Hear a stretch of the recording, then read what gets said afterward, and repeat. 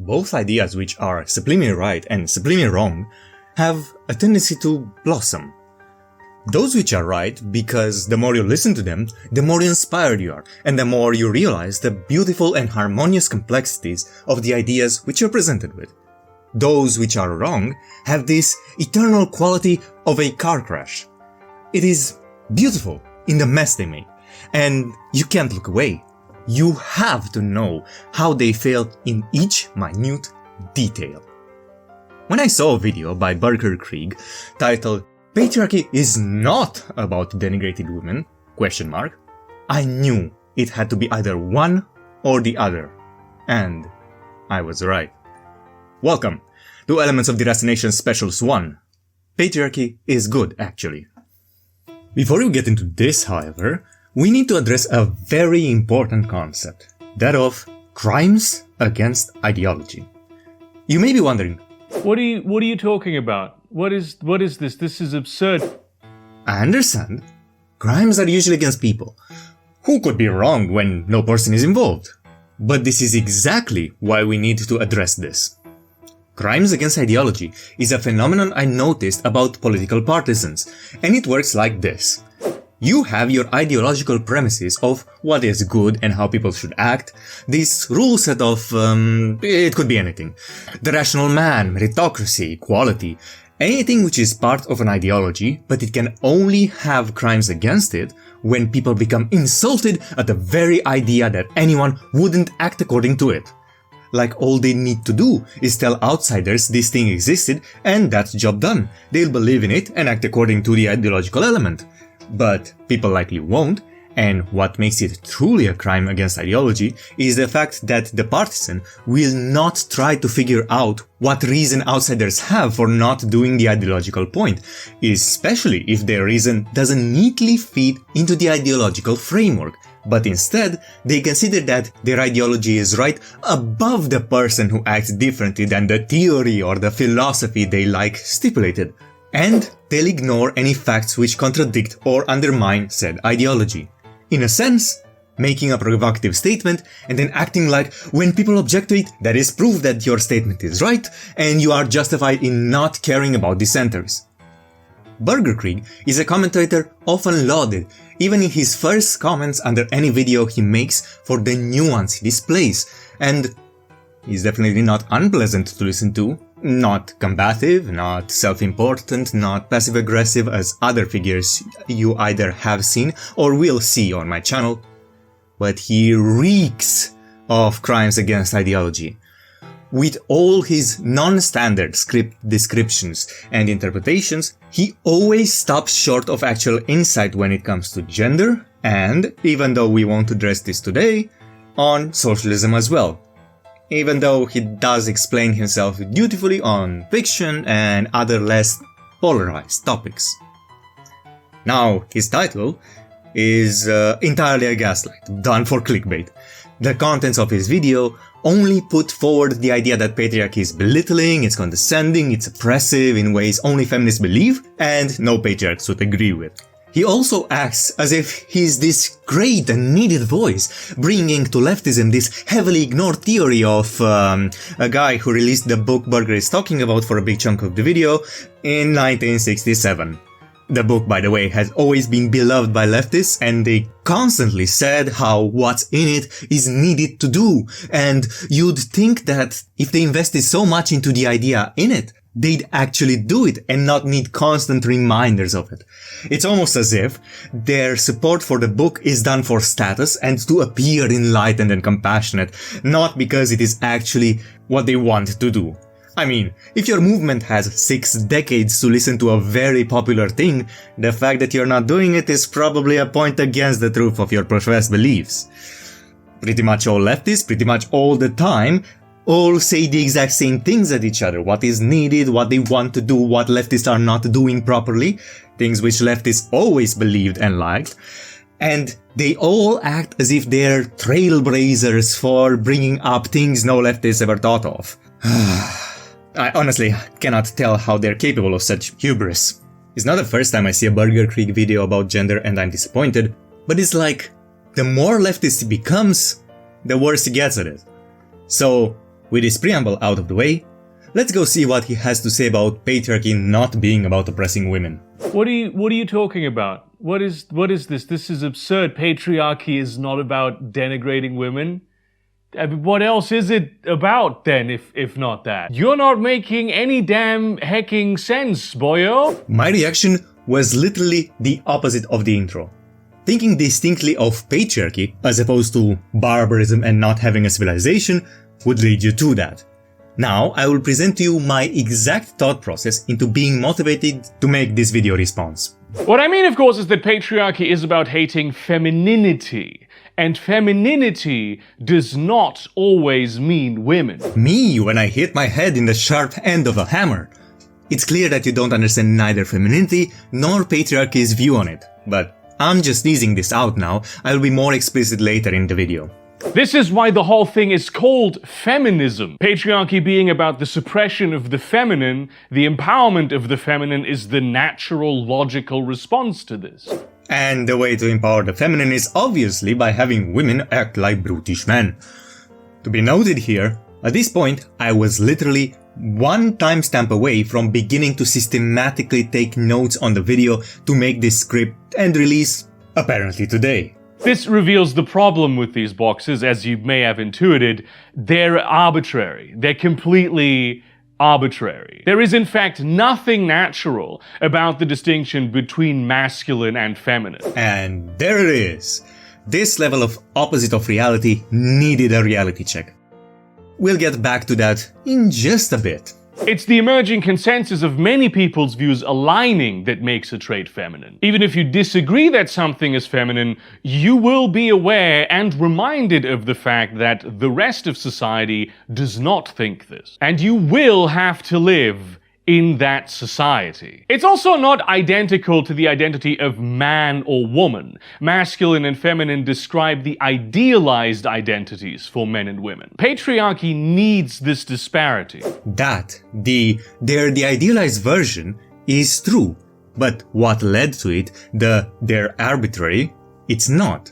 Men and women will always have to get together to make children, women are always going to be building up children inside their bodies, children are always going to be vulnerable at birth, and men are always going to be stronger than women. Then, depending on the philosophy of the people, they're going to form different versions of masculinity and femininity to navigate around these restrictions. Different people are going to notice, act according to, and reinforce different aspects of the world and themselves to create a society that they want, depending on what they can do with what is around them to get men and women to be together. Take for example in Dune. Every society needs water, but a society like the one on Caladan, a lush, oceanic world, will treat their attitude towards it differently than a society on Arrakis, the desert world. For example, a thing emphasized in the movie is that, for someone on Caladan, spitting at the fate of another person is an insult, but for someone on Arrakis is a deep sign of respect and importance, because they need water to survive, water is rare, and they lose some voluntarily by spitting. For a deracinated egalitarian, gender, the behaviors and norms on men and women may not be as obvious as the need for water, but growing up is a process which takes decades. So of course the observations for them are going to be slower. And you know that you know this. You know that there are some things which need to be learned. You're a man, you go to a fast food restaurant, you ask a woman if she needs something, she says she's not hungry, so what do? You get that buns and fries. Buns love fries. And she's going to ask for them anyway. And the vast majority of gender roles are exactly like this. So, wouldn't it be better if men were taught things like this about women, and women are taught about things like this about men as early as possible, to not have to waste years or decades having to figure it out by themselves and have all this unnecessary friction which is caused by having egalitarian beliefs? You are not like each other and you need each other, so stop pretending that the other person thinks like you and has the same needs and capacities as you. Not being masculine or not being feminine does not make you not a man or a woman under patriarchal theory. It makes you an imperfect man or an imperfect woman. It's not permissive for a woman to be masculine. It is not permissive for men to be feminine. But patriarchal society recognizes that this happens, and then it punishes it. Okay, but without an explanation for why it punishes it, this deviation from gender norms, this remark that you made is useless. It makes society look like a crayon drawing. It is, unironically, people taught things for no reason at all and with no precedent, and then one day, for no reason at all, nothing happened. Deviations from gender norms are not punished because they're deviations, they're punished because they are contradictions of more fundamental things, contradictions done out of failure or spite. Imagine, for example, that you wanted to build a gate with an arch. Let's say that this is our analogy for the social norms. Now you, the deviator from social norms, instead of building it from the agreed upon strong, durable material, you chose to build it out of a softer material because, I don't know, it's prettier, or it's easier to extract, or some other iconoclastic or rebellious reason. What will happen with the arch? It will sag, it will break, it will fall much more easily than it would have if it was built according to the wisdom of those who came before you. The truth of the matter is that the overwhelming majority of people who break norms, especially gender norms, is not because they found a better way to act, but because they ignored something they didn't want to live up to or failed to do, so they're putting their own opportunistic interest above the society they're a part of. Remember your own words, these are idealized versions of men and women. Which means it is better if people live up to those standards than if they let things be on their own and just hope for luck or something. Now Berger is going to list some traits. Before he says them, I'm telling you that those are both masculine traits when they're done how men do them, and they're both feminine traits when they're done how women do them. I'm sorry this is confusing, but people are never going to overcome feminism when they will think like the opposite is true. It is good to be assertive and cooperative. It is good to be honorable and open-hearted. It is good to be logical and emotional. The only controversial one is the emotional part. What differentiates the masculine and feminine expression of this is which emotions are expressed and how. To really be a whole, healthy person, you need the capacity for both. But patriarchy has created this divide, defined it as mutually exclusive, for the precise purpose of ensuring we do not become whole and healthy human beings. Every statement about the patriarchy a feminist says will never make sense until you will replace the patriarchy does with the patriarchy in the imagination of feminists does the same thing. This is because feminists, in 0% of the time, try to understand patriarchy. Every approach feminists have towards patriarchy, they are doing with the intention of destroying it. So they will believe the most disconnected, unflattering, and nonsensical things about it, because it's not the intention of feminists to give a strong reply to patriarchs, it is their intention to either dismiss, mock, humiliate, or exploit and profit off them and the society they built. Here's an example. When women got the vote in many countries, when did it happen? After World War I, when regular men, who also weren't allowed to vote, were given the vote because they risked their lives and proved their civic duty with their own blood. Women were given the vote a year later because they asked for it. The plurality of efforts by the suffragists mostly hindered their cause though. Later on in the 60s and the sexual revolution, women emboldened by feminists didn't want to wait until marriage to have sex, and even to the extent that this wasn't happening behind closed doors, they didn't want it to be stigmatized. So they got the revolution, but then were shocked when men also sought this liberated lifestyle, because besides the sexual one, women still wanted the social standards which were only upheld by the virginity of mainly women, but men as well. The patriarchy is stopping you from getting laid. Feminists, like all liberals and leftists, have taken for granted the civilizational technologies of their societies they were born in, and as such, they believe that they can destroy the foundation on which they're built, but still rely on the benefits which were only possible because of the things they destroyed. The patriarchy has created this divide, defined it as mutually exclusive, for the precise purpose of ensuring we do not become whole and healthy human beings. Yes, the patriarchy doesn't want people to become full human beings because it's a cartoon villain twirling its mustache. But thankfully, we have feminists who came and saved us by giving us permission to be human.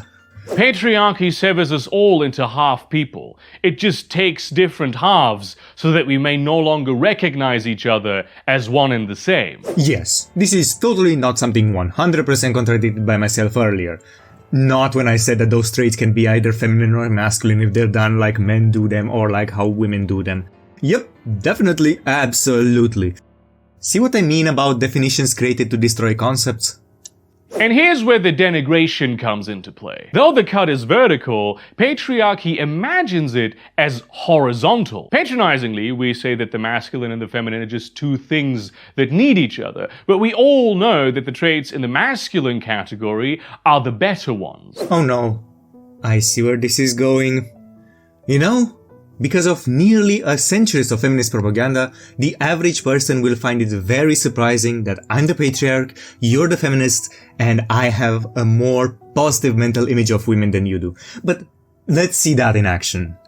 To be a dominant person, to be unfazed and unhurt by adversity, to have the iron will of a truly dedicated mind, to be a rational, analytical thinker who sees the world for what it truly is, as opposed to indulging in fantasies and delusions. This is the highest level person you can be. Cool. But that, even if you only describe masculinity, does not help us understand what femininity is. You have this, pun intended, irrational conception, because you describe these concepts as the better ones, that the way to value women is to make them headstrong, blunt and domineering, because those are what society views better. Now, even without seeing your video, I know that this isn't where you're going, but it's one of those things your arguments are building towards. This make women better by making them like men almost couldn't be more foreign to the patriarchal concept than the phrasing I've made. This is the Hollywood strong woman Captain Marvel trope. Give the toxic qualities of brash men and call women strong. Ludicrous. Whereas being submissive, fragile, indecisive, irrational, beyond comprehension, head in the clouds, all that kind of stuff, we look down on it, we denigrate it. Excuse you? What did you just say? No, we're not having that. You say femininity and think be subjugated, denigrated, devalued, too weak to do anything. I say femininity and think inspire, activate, revitalize. Subtlety. The quality without which no feminine trait is possible. It is truly a plague that we live in a world where the feminine virtues are so misunderstood and discouraged because I see them and you don't. This dynamic between us only exists because you're a feminist and I'm a patriarch. Sometimes we denigrate it by exalting it, putting it on a pedestal, much like we do with the wisdom, compassion, and unburdened optimism of children. We think those traits are adorable, but ultimately we look down on them. No, mate. That's just you, your cynicism about the world, and those who never spend any time to think about their place in society and simply go by what the propaganda machine feeds them. And the propaganda machine wants you to think that women are seen as lesser is a very tasty meal. We think those traits are adorable, but ultimately we look down on them. Which is why, no matter how many spurious justifications are given, the idea that women are in on some secret social wisdom that men cannot understand is in fact patriarchal. Does that word even mean anything to you other than generic badness?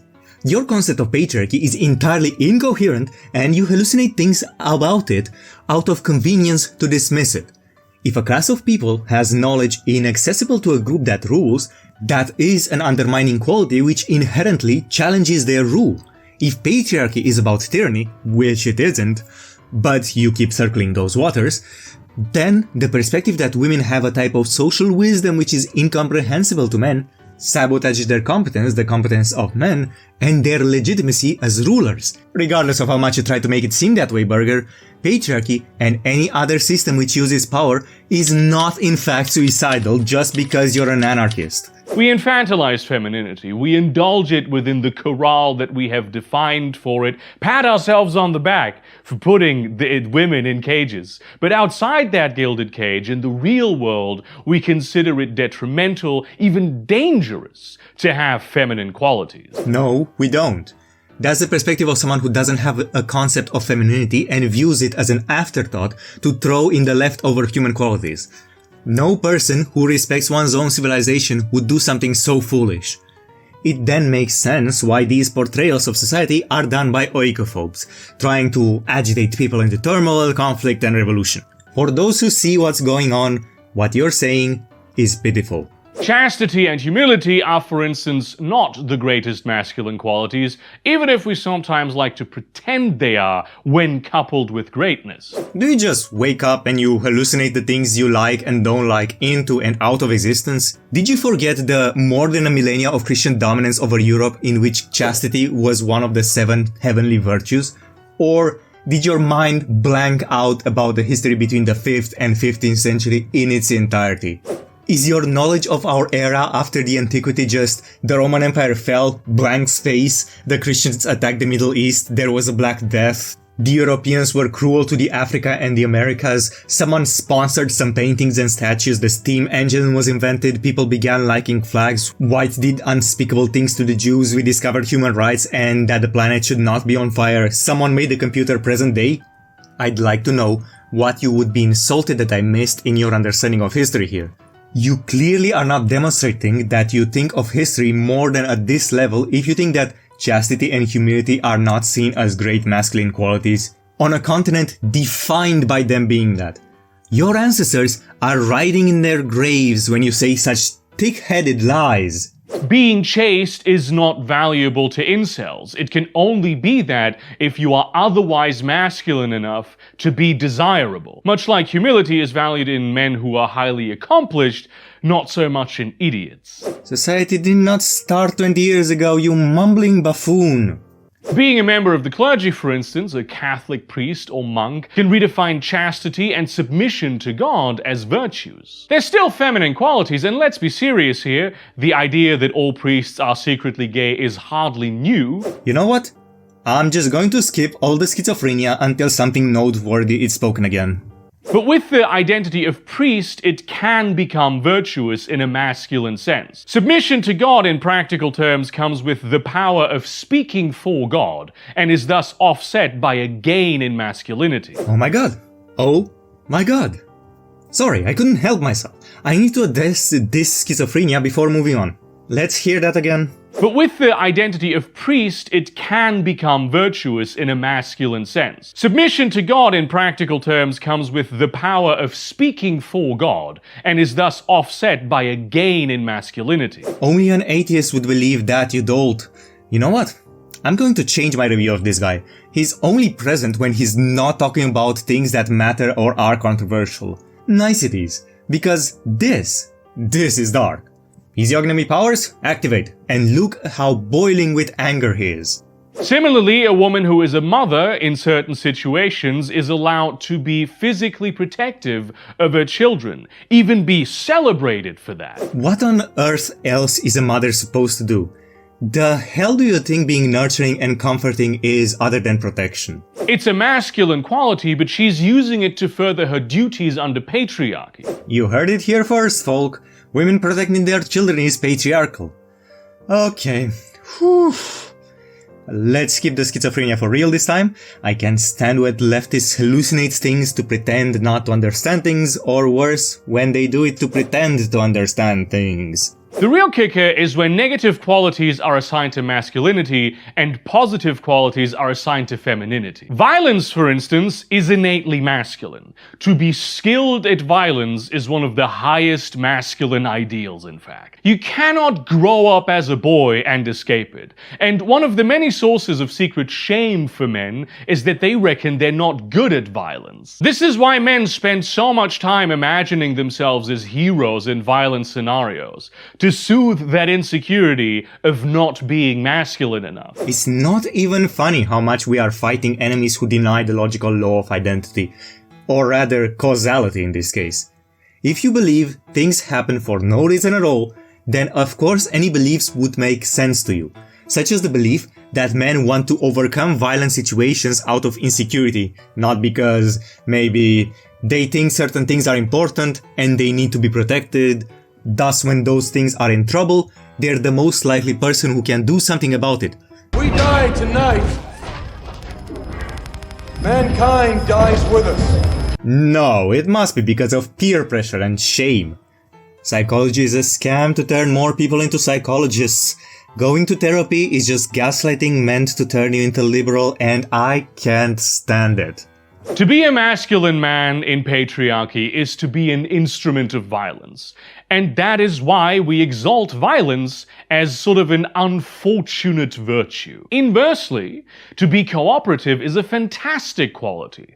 To work with others, providing what one can without the need to constantly jockey for dominance, creates strong social bonds and very good organizational outcomes. It doesn't even preclude administrative hierarchy. Just let the person who's the best at doing the calendar do the calendar. Let's make the most leadership-savvy person the leader. Leadership is just another skill. It doesn't mean they're better than you, and this attitude encourages people to be honest about what they can do. It makes no one feel like they're being subjugated for trusting someone with superior skill. And let me guess, you somehow think that the approach to organization you've just described is not masculine.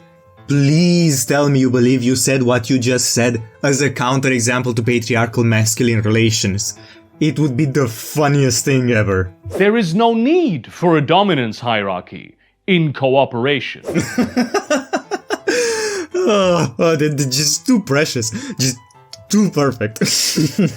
But patriarchal societies thrive on dividing and conquering. They exalt competition, one-upsmanship, excellence in a vacuum, the pretense that every person is an island. Cooperation is weakness. It's opening yourself up to exploitation. No, I get the distinct impression that if I even dare to let this video play any longer, it will be entirely just Burger King getting angrier and angrier at the guy he made up in his own head and me laughing at him for doing this. I will now just skip to the first thing he says, which is not him hallucinating things about the patriarchy, which the feminists told each other in their locker room without ever interacting with the patriarch, but his actual prerogatives of how full humans operate or how we would solve the same problems that patriarchy solves. I wonder if it is ever going to be anything else than the hippie. Yeah, well, you know, that's just like, your opinion, man. Okay. We're taking a short detour, apparently, to remind people of the following child's opinion on violence. The only time when patriarchy accepts cooperation as a masculine trait is in situations of extreme competition, such as war, when there's war, or its somewhat chiller cousin, team sports. Again, permission to adopt a feminine quality being dependent on that feminine quality serving a greater performance of a masculine one. These narratives exist because patriarchy needs violence and competition to maintain itself. Every system of oppression does. It's what they're built upon. Yeah, it's not like violence exists anywhere and people are guided into the kinds of actions which can reduce external violence by building the strength needed to ward off that violence. No, it surely must be because the tyrant needs violence for the purpose of evil. Cartoon drawings. Everything in this social commentary of Burger is a cartoon drawing. Ugh. Patriarchy does not want people to cooperate in a productive and egalitarian manner. Oh, Yeah, you're a sneaky little secularist, Patrick. who told you that productivity and egalitarianism are in any way relevant to each other? Did you hallucinate that they are? Like, did you imagine a world in which things get done when people agree with each other with no priority given to anyone, but when there's hierarchy, people tear each other down? Are you a child? And now, I will bring back the shirt saying that power is not suicidal just because you're an anarchist, and I will put you in the children's corner to reflect on what you said until you grow up. In competition, everyone is constantly wasting resources monitoring others to make sure they are best positioned. Creating the most favorable outcome is secondary to safeguarding and advancing yourself. It's actually quite irrational to be hyperfixated on competition as the ultimate solution. Groups exist, you individualist imbecile. But what am I even saying? We are fighting enemies who deny the logical law of identity. Of course my counter-arguments are going to be giving definitions to things.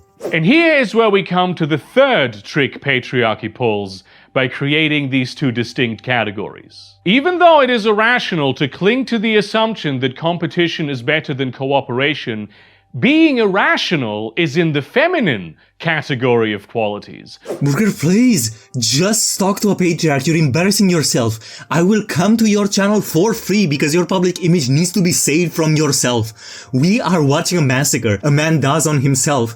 I am not so cruel to let it go on. Please, have mercy on yourself, Burger, and stop pulling stuff out of your own ass just because you say them full-throated. Please, I beg of you, stop being so cringe and embarrassing, stop. Nobody believes what you're saying they believe. You are fighting ghosts you made up in your own head. No, please, stop, stop, stop. Therefore, competition is rational and cooperation is irrational. Patriarchy has depicted itself as the Chad and the truth as the soy jack. I don't mean to hate on competition, by the way, it has its uses. But yet again, to be a hale and healthy person, one needs to possess the capacity for both. Patriarchy forces us as far into one direction as possible. Source: 0 patriarchs. Okay, because you are so pitiful at this, I think it's time to make some recommendations. Maybe if you see some patriarchal channels and you see their perspectives on philosophy, maybe you'd get some grounding to not constantly misrepresent it. Beside myself and my future videos on gender you'll find on my channel, I guess you won't like Andrew Wilson, but if he's your cup of tea, you could gain some patriarchal wisdom from him. But probably a better patriarchal channel is Pilgrim's Pass. Watch this video of him on family and you'll get a pretty good idea on the patriarchal perspective. Maybe even the distributist and his monarchy and the mind of the matriarch video may be some use to you. If you want, I can even recommend this video from Erin Bird on why there has never been a matriarchy, but I'll feature that more in my next video. Thereafter, you can also look into some of Aideen Paladin's videos. She does a good job when it comes to gender. So go ahead, after this video, educate yourself with these resources. Now, back to our scheduled programming. Related to this, the tragedy of the commons is also a great example, positing that people cannot share resources unless they are under sort of competitive private ownership, or at least the stewardship of the nobility, because every actor would be too self-interested and, without malice, destroy the common resource by overworking it. Okay, finally, something that's not 100% hallucinations that you made up in your own head to get mad at. That is one of the most basic justifications for capitalism, which is competitive and masculine, over socialism, which is cooperative and feminine. I've lived under a system recovering from communism, Burger.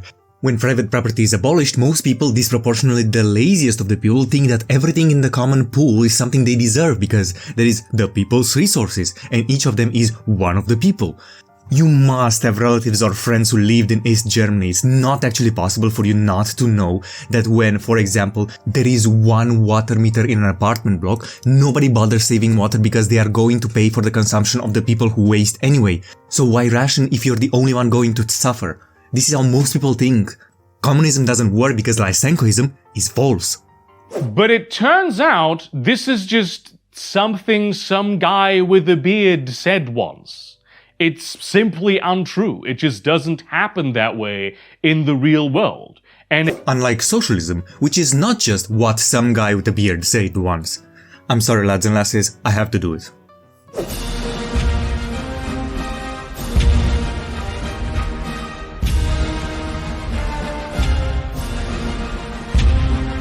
it never did. People have always organized to share common resources. No, mate. People never commonly organize resources since the dawn of time. What happened is that people always took care of their families. You're describing tribalism, in-group bias, and you're crediting socialism for the things ethno-nationalism did. You imbecile! leftism is such a hallucination.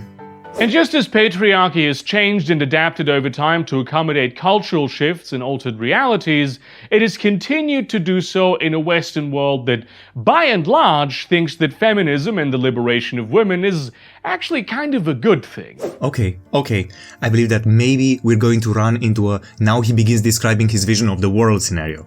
Let's leave that for the next video, shall we? Meanwhile, if this video made you think of patriarchy in a different way, if it helped you realize there is more to it than what you are left to believe, and you began to think, maybe it's not that ominous, then yeah, it doesn't sound that ominous because it isn't. Do you really think that the system in which humans organize themselves for thousands of years, for nearly, if not the entirety of history of civilization, is evil? If you really think that, you're not right-wing enough. I make more videos like this, you're welcome to see them here. Until next time, have a good one. We fight for our children's children, so they will not carry these marks.